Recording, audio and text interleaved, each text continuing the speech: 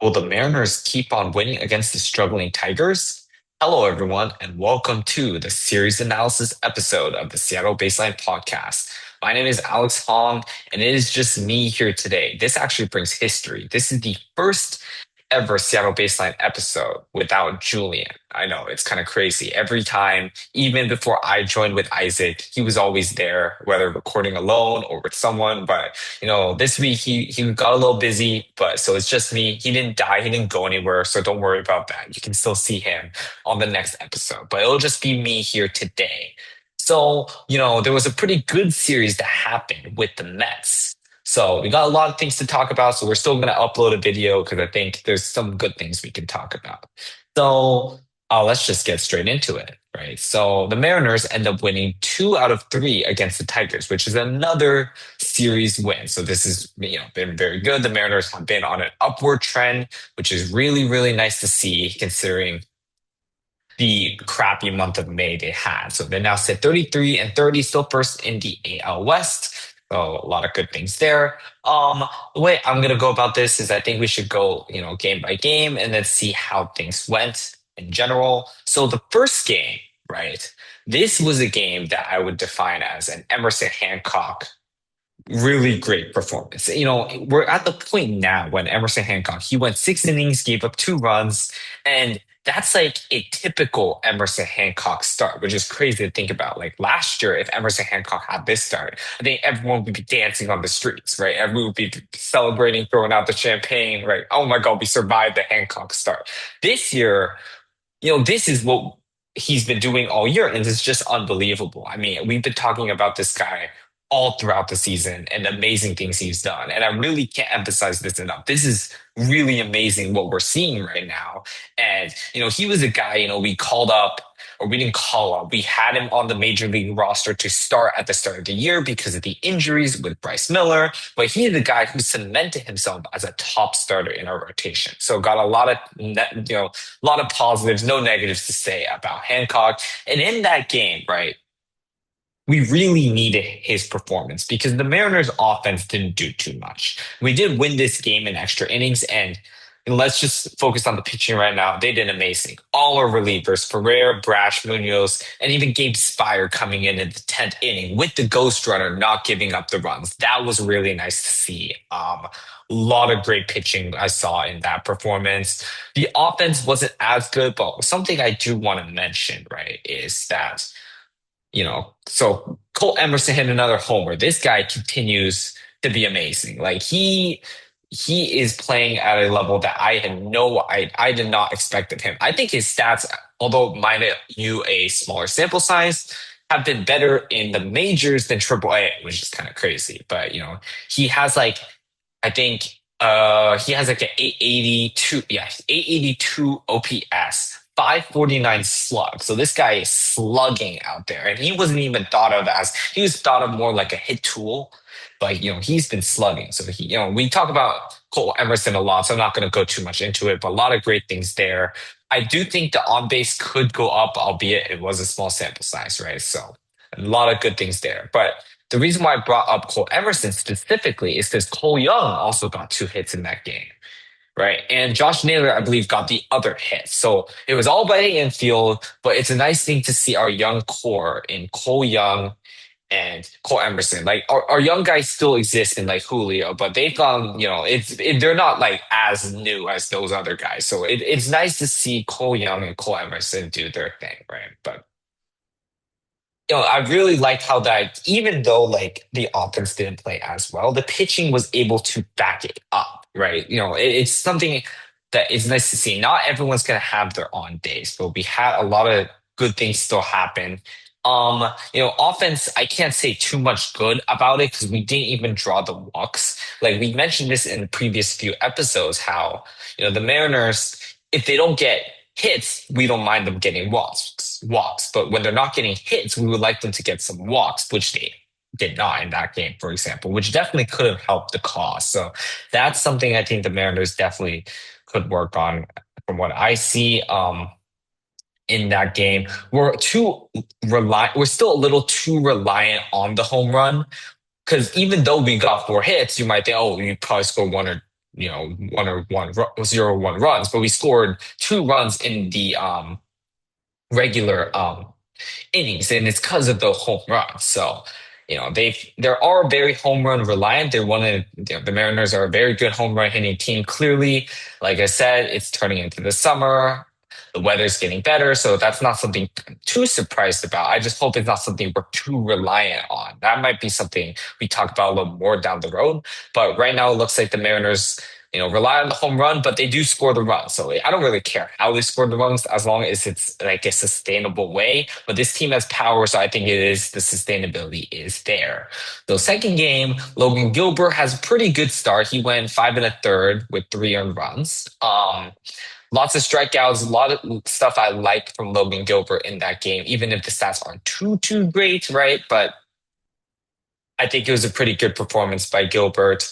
I want to shout out Cooper Criswell. He's a guy that I just thought, oh, he's just a random bullpen guy, but he's had an amazing year so far, way better than anything I would have imagined from him. He has a 2.76 ERA, right? And the WHIP is 1.05, right? So he's been awesome there. He's really a guy I'm proud of. I'm happy for him too. So a lot of nice things there. And he really helped solidify the bullpen to a point where, we have a lot of guys. This is a lot better of a bullpen than last year. We had, last year, remember when like Legumina would come up, like no personal offense. I know Legumina's still on the team technically, but or no, sorry, not on the team anymore. But when Legumina was on the team, when Trent Thornton was on the team, right? Oh, Legumina was on the team earlier this year. That's what I was trying to say. But when they were on the team last year, when they come in, it's like, oh, we're throwing the white flag, right? This year we kind of only have one of those guys. Like Alex Hoppy is kind of a guy we've been throwing out there in these like blowout or like big losses like the one we had in the last game. We have a lot less of those type of players. So it's something I like to see. Every time we pull some guy out there, it's a reasonable chance that they're not going to give up any runs. So that's good to see. So like to shout out the bullpen there. The offense played a lot better in the second game. Dom Canzone, amazing game from him. Like I said, Emerson has been doing good too. Another guy I want to shout out is Johnny Pareda. He's a guy that I did not expect anything out of. Like I didn't think this guy was going to do anything when we had to fill in for Cal Raleigh, but he's actually been really, really good. Like considering all things considering, I think he has like a 770 OPS. He's been getting on base. He's been slugging. Like this is a lot better than I would have thought. So I'm pretty impressed with this guy. He played pretty well, although with a really small sample size last year. In the few games he played for the few teams, I believe it was Twins and the Athletics. So hopefully he keep this up at least for the time being until Cal Raleigh gets back. But the catcher position has actually been producing a lot more runs since Cal Raleigh left. And I'm saying to not start Cal Raleigh. That's ridiculous. I'm just saying that because we've had this rejuvenance, I feel like that's why the Mariners are not completely screwed. Because we were talking about when we had all these injuries, like, oh my God, we're screwed. Like, if those guys weren't hitting, how are the backups going to hit? And they've been stepping up to the plate and playing pretty well. Like, even Garver, now Garver's not perfect by any means, but he has these games where he can get some hits. He's not completely useless out there, even though he's still hitting like below the Mendoza line and stuff like that. But it's nice to see. And that's also one of the reasons why we've been winning these games, even though we lost um, Brendan Donovan, right, for now and until he comes back. And Cal Raleigh, we had the rejuvenance from Cole Emerson, and even like guys like Johnny Pareda, guys are stepping up, and that's what's leading to more wins. So it's good to see there. Um, but yeah, the offense played a lot better. We hit 3 home runs in that game, so again, a lot of home runs, but it was pretty good. Crawford had 3 walks, which is something I like to see, right? Because we want this team to get a few more walks. Not too many walks in the other game, other parts of the game, but yeah, pretty good second game. We won 8-3, so very nice. Can't say too much about the third game. That's where the winning streak ended. We had a 8-game winning streak up until that point, and that's where it ended. But every winning streak has to end, so it's not like the end of the world there. Crawford, speaking of him, he had an amazing game. Like, that was one of the best games he's played all year, so great for him. I want to mention George Kirby for a little bit. Kirby started the season really great, and he hasn't been as good since. I think his uh last start before the it was against the Diamondbacks was not as bad as the stats might say, but looking back, right, he had a really rough start against the Royals or against the Padres. He had a really rough start. And that one specifically had a really bad start. He gave like 6 runs or so. The last few starts, he hasn't been as great. I'm not exactly sure how to interpret this.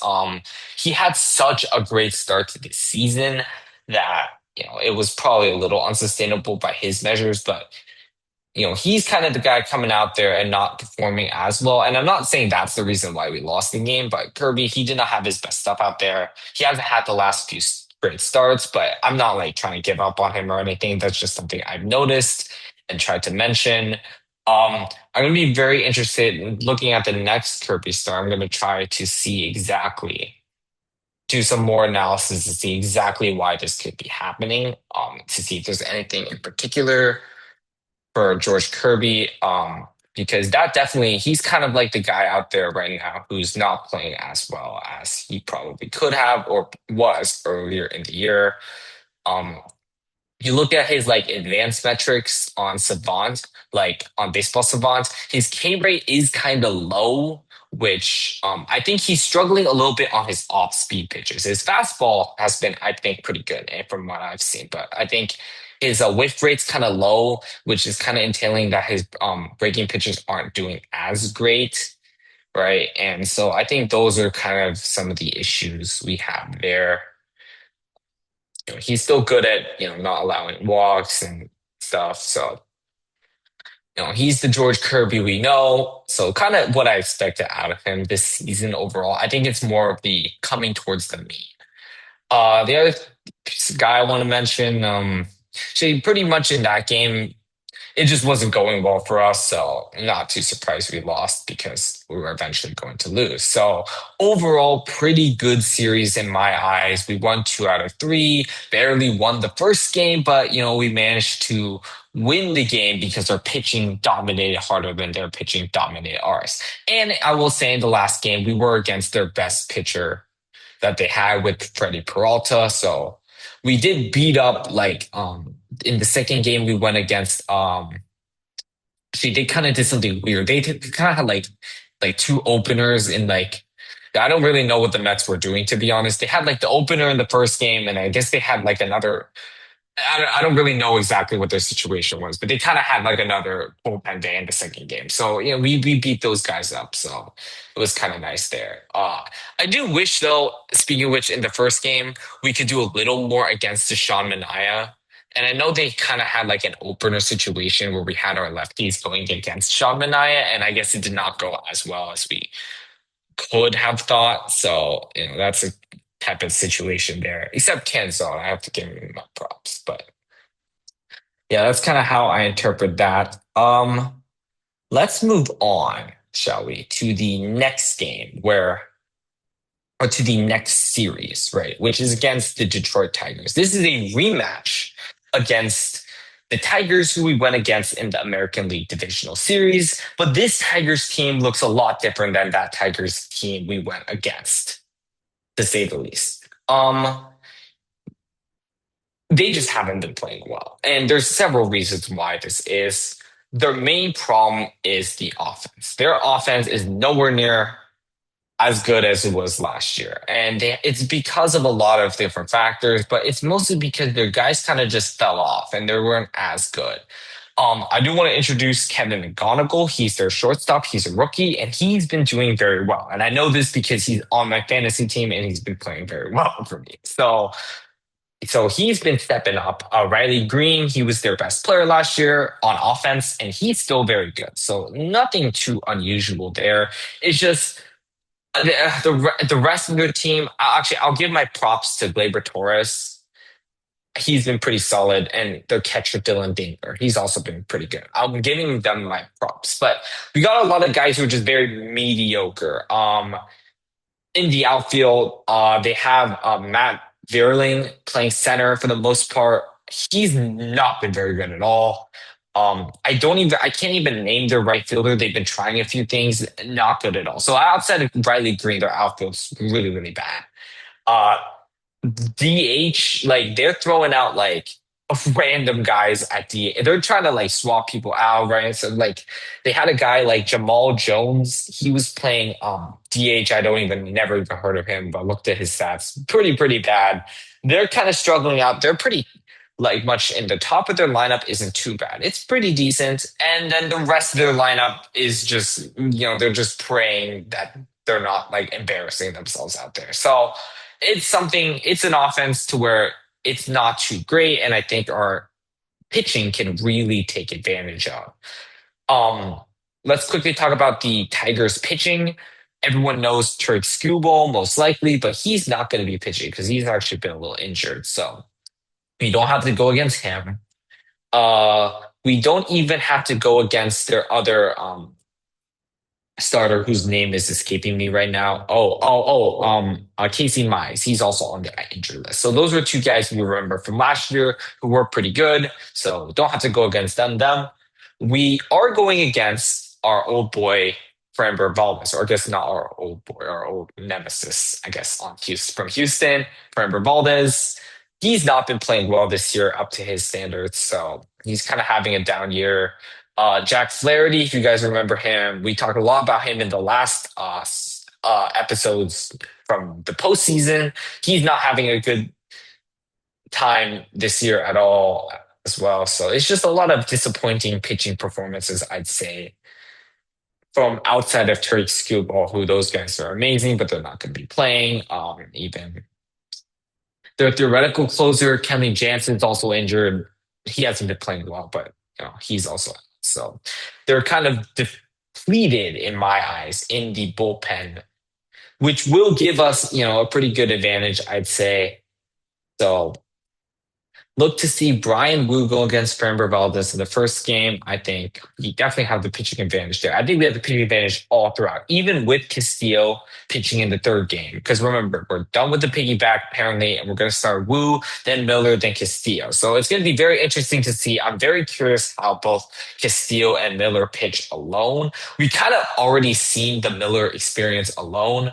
We only saw that one time. We saw that one time where Castillo went first in the piggyback. I'm very curious to see him go first and see if anything changed, right, with how he's pitching. So we'll just see what happens. We're not going against like a superstar team or anything. The Tigers, they're pretty bad. And, I kind of wish we were against Skubal because I like Skubal, but, he's obviously very good. And this might be the last time Skubal is even on the Tigers. We might be going against the Skubal-less Tigers the next time we play them in August because I think they should trade him because the season for the Tigers is clearly not working out. They're 25-38. They're definitely starting to be the point where they're completely going to be out of it, but besides, unless a miracle happens. So I just see the Tigers. They haven't been playing well. It's mostly because their offense has been really bad. They're not scoring many runs. That's some of the issues the Tigers have been having all season. In the month of May, they won, I think, only 6 games in the month of May. I may be wrong, but when I looked it up, that's what it was. So really, really bad stretch the Tigers have been having. They're not at a good point of the year. They also really struggle on the road. Now, lucky for them, we go to Detroit to play, so that won't be an issue for them. But in that regard, but yeah, so that's kind of my thoughts on the upcoming series and the previous series. And I think that's going to wrap up the episode. So, everyone who's watching, thank you for watching. Let us know what are your thoughts on how the team is going right now. We're firmly into the month of May, which means, or into the month of June, sorry. And that's a good point where it's been definitely a good amount of time to have our firm thoughts because the next big event going on besides the All-Star is the All-Star break, actually. So, that's still a while away, but we gotta see how the rest of the month plays out, right? Before the trade deadline comes up in the end of July. And I know this is quite far in advance, but it's really a point where we have to see how well the team is playing before you can make a decision on, is this going to be a successful season? We'll definitely see how this month works out. But yeah, thank you everyone for tuning in. Check us out on Spotify, Apple Podcasts, and our beautiful face on YouTube. If you're watching on YouTube, be sure to give us a like and comment your thoughts on how the series is going and how the Mariners are playing. But yeah, that'll be it for me. And as always, go Mariners.